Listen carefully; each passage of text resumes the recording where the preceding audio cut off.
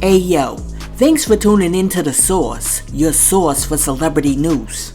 Check this out. By now you've all seen a video of Nicki Minaj on Queen's radio talking about she's making calls and calling shots. And you also know that after Nicki went live, Jason Lee came out and said that Nicki Minaj thinks she's the female godfather and she's trying to orchestrate a hit on him. And then Academic said she's an over-the-hill auntie who's playing with that nose candy. And then Vlad warned men that they need to stay away from venomous women like Nicki Minaj because they only use men as crash dummies. Well, now Vlad is going in on Nicki and her husband again because Vlad says that Nicki is lame and she ain't finna do nothing to nobody out in these streets. Check out what Vlad had to say.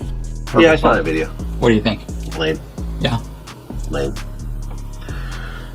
Nicki Minaj isn't putting hits out on anyone. She's a multi-millionaire, who's recognized worldwide. She's not going to involve herself in anything like deadly like that. Whoever she sends to go do something will end up snitching on her. You know what I'm saying? Will tie her into whatever crazy act that she comes up with in her head. But ultimately, I've dealt with women like this, and they're a pain in the fucking ass. I had a girlfriend who she'd get into dudes, get into it, argue with dudes when we'd be out, and then I'd be expected to somehow clean up this fucking mess. And I've had experiences with females like this, and I avoid them like the plague, like I said in my tweet. And I stand by what I said. I think it's dumb. And I brought up multiple situations where this has happened. With the most recent was her husband threatening Offset, and he's now on house arrest. Mm-hmm. You know what I'm saying? Yeah. Which, for him doesn't really make much of a difference because it's not like he works anyways. Right. He's kind of on house arrest, period. With the kids, with their kid. It's not like, now he has to tell his job he's not going to show up for 3 months. He doesn't work anyways. But what I'm saying is that these types of batteries that she puts in men's backs, I think is crazy. And I think that, there's lots of men who have gotten caught up in this type of shit, trying to cash checks that their woman has charged. And I said what I said. I didn't expect it to go kind of over 7 million impressions. Mm-hmm. But I guess it hit a nerve or an organ. Yeah. For people to react that way. Clearly, I'm onto something. Mm-hmm. If it reacts the way it has, and of course, her fans were attacking me like usual, which I expected. Yeah. But I've had so many tweets go viral that it's just whatever.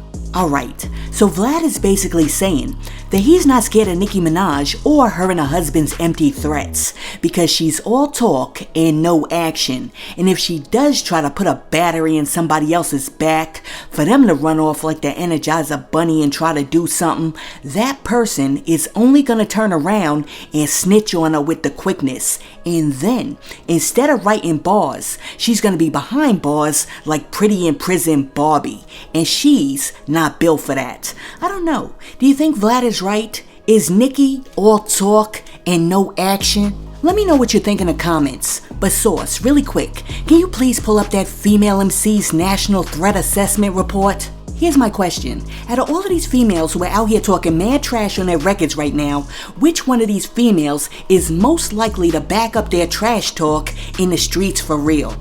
I think it's Remy, because Remy has proven that she's not the one to play with. And even though we see that Cardi will throw hands with the quickness, she also got lumped up a little too quick. So we can't put her that high on the totem pole. Listen, let me know what you think. Which one of these women is most likely to take the beef to the streets and back up the trash talk that they talk in their raps for real? Let me know in the comments. And while you're down there leaving a comment, be sure to like and subscribe to the channel. Now, check this out. The other day, J. Cole shared a letter that Colin Kapernick wrote to the Jets, asking for a new job on the squad. J. Cole wrote, quote, "I asked Colin Kaepernick if I could share this letter with the world. He was reluctant. My argument was that I believe that people in all organizations should know the truth about how hard he works and how much he still wants to play and always has. In the end, he agreed to let me." End quote. Well, after that, J. Cole posted Kaepernick's letter, which included an excerpt that said, quote, "I would be honored and grateful to come in and lead the practice squad. I would do this with the sole mission of getting your defense ready each week." End quote. Now, after Kaepernick's letter went public, Charlemagne the God jumped on a mic and he said, quote, "I wish that letter was never written. That letter was tragically sad and downright pathetic. Colin Kaepernick has let his setback become his identity, and I hate that for him. It pains me to see that man still begging to be in a league that he called racist and compared to a plantation." End quote. Charlemagne continued on to say, quote, "And I hate that he can never speak for himself. He always got somebody else speaking for him or putting out his message for him. That is so whack to me. I wish Colin the best in all his endeavors, but just begging these same people you call racist for an opportunity is pitiful." End quote. I don't know. I'm torn on this one because Colin Kaepernick is still in fighting shape and all he's ever wanted to do is play football. And unfortunately, even though the NFL has a whole lot of racism in its ranks, it's the only place where he's ever going to be able to play competitive football at the level that he's accustomed to. But at the same time, why are you trying to get back on the plantation that you just escaped from, son? If you really believe that the NFL is akin to a plantation, you need to run, and you need to keep running and find something else to do. Listen, let me know what you think about Charlemagne the God saying that Colin Kaepernick is pitiful for trying to get back into the league. Let me know what you think about that in the comments. Now, peep this. Ice Spice has arguably had one of the fastest come-ups in hip-hop history. I mean, this chick went from being a no-name to a brand name in like 3 minutes. And a lot of people have accused her of being an industry plant. Well, now, Ice Spice is addressing those accusations, and in a recent interview with Variety, Ice Spice said that the rumors about her being a plant used to get to her, but now she just thinks that all of the people who are running around saying that are just jealous of her success. Ice Spice said, quote, "A lot of people have thrown that in my face, like, oh, I've never seen anything happen so quickly. She needs to be studied or she's a plant. I just let people believe whatever they want to believe, to be honest. I don't really mind all the rumors. At first I did, but now I'm at the point where I understand that that just comes with this lifestyle." End quote. Now, after that, the interviewer asked Ice Spice if she felt that her femininity helped to soften the edge of drill, which ultimately helped her to rise in rap. And Ice Spice attributed her success to her sparkling personality. Ice Spice said, quote, "I just think people find me relatable because I look like a regular girl from the Bronx. My best friend from high school just sent me a video from mad years ago and was like, oh, remember this day? I literally have a little curly afro and a tube top on. I'm like, wow, my brand been the same." End quote. Is Ice Spice an industry plant? Let me think about this for a second.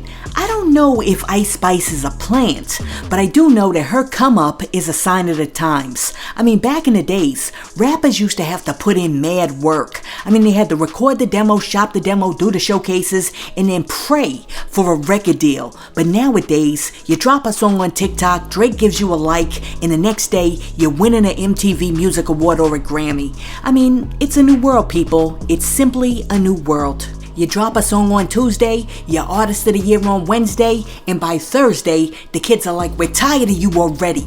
Give us some sexy red."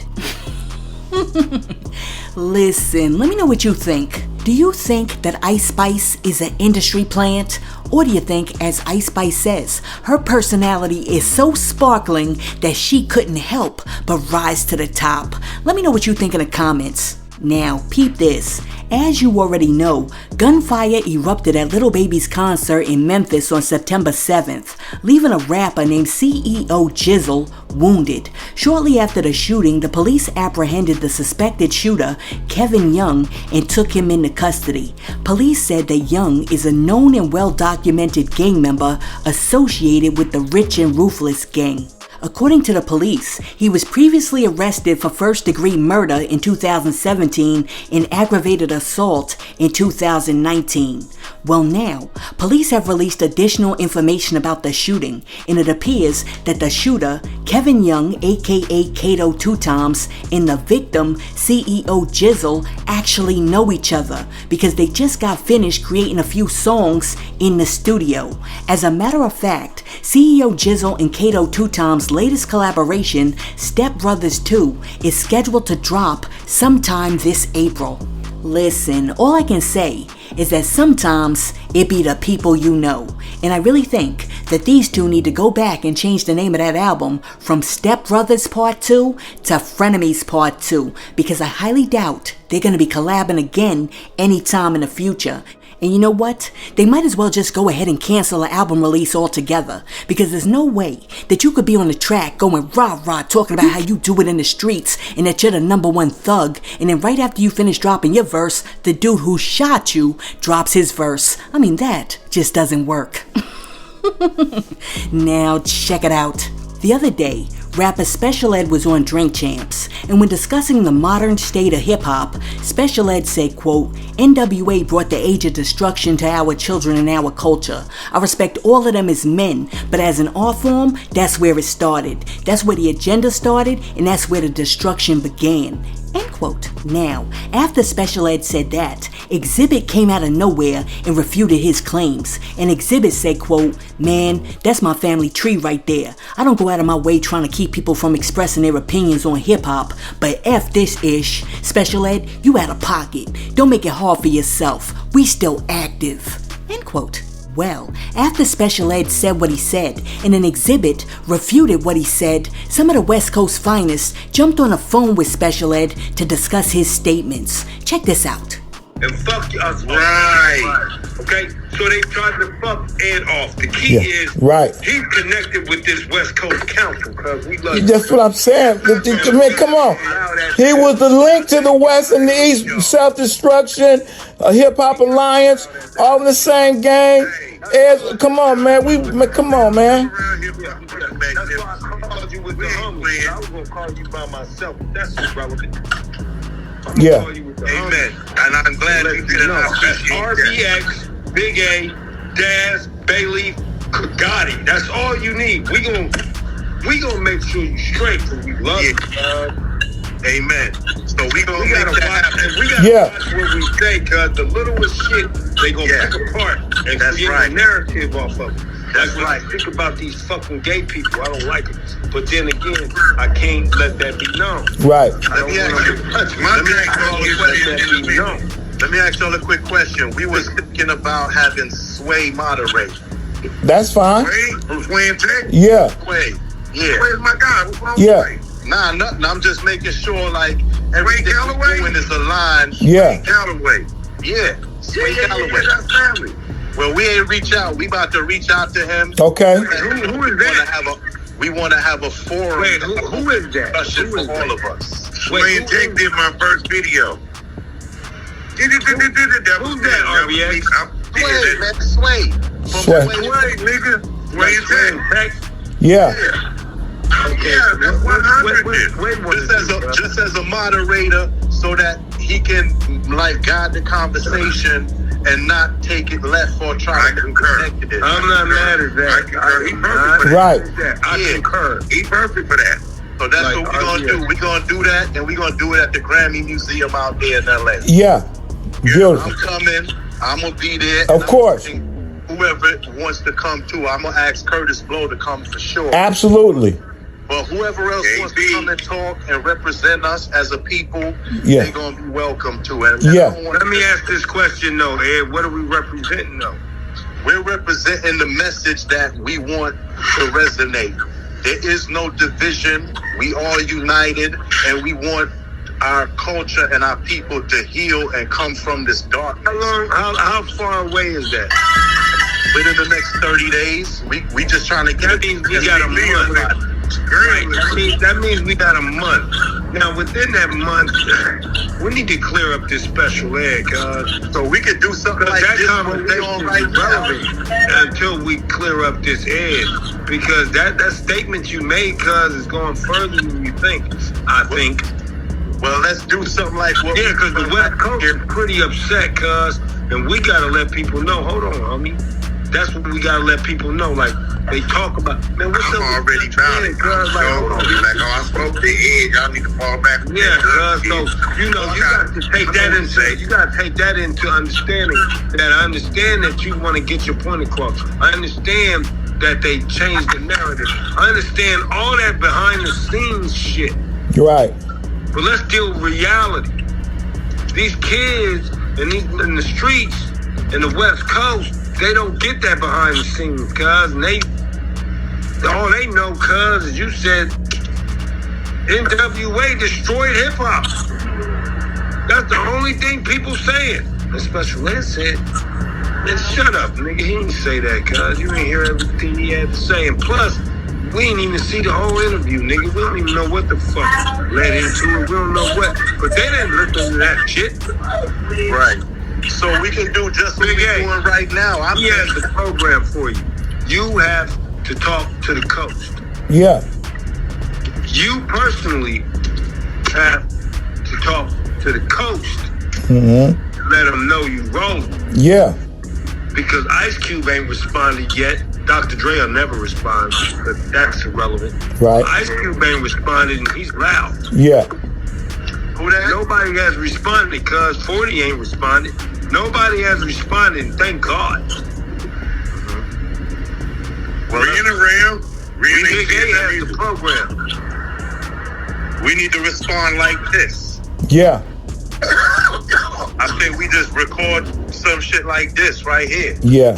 And put it up, and we all keep putting it up and post that so they can see the real. Big A, you already recording Big Album? Yeah. Oh, you recording Big? Yeah. There you go. Oh, wow. Let it be known that Special Ed interviews right now, Big. No, it's organic and natural. We this you talk about history. You talk about history. Hey, check this out, cuz. Special Ed ain't about disrespecting our culture. Hell no. He was making a point nobody got the full point. Listen, I'm very glad that these dudes jumped on the phone with Special Ed to discuss what he said, because I think it's very important to the culture, and what they're showing these young kids is that grown behind men don't have to just start shooting just because somebody says something they disagree with, but instead they could get on the phone and talk it out. But as far as what Special Ed said, it's very interesting, because if we look at like 1988, 1987, 88, that was a turning point in hip-hop culture. Source, can you please bring up my record board? Now, if you look at the record board, you're gonna notice something. On the East Coast in 1987-88, people were listening to Slick Rick, MC Lyte, EPMD, Big Daddy Kane, Public Enemy, Rakim, KRS-One, Kid and Play, The Jungle Brothers, Salt and Pepper, Queen Latifah, Will Smith, etc. None of this is shoot 'em up music. Now, let's jump over to the West Coast. You got NWA, Ice-T, Eazy-E, Too Short, King T, Tone Loc, MC Hammer, the DOC, Young MC, the West Coast Syndicate, etc. And as you can see, there's a distinct difference between the music, with the exception of maybe Young MC and Hammer. Now, did NWA lead to the destruction of the culture that we see today? That's not for me to say, but you be the judge. What do you see happening on the record board? Does the record board support what Special Ed said? Let me know in the comments, and if you have to, pause the video, put on your glasses, and get a very close look at the record board. Hey yo, thanks for tuning in to Celeb Source, your source for celebrity news. Be sure to like and subscribe to the channel. Peace.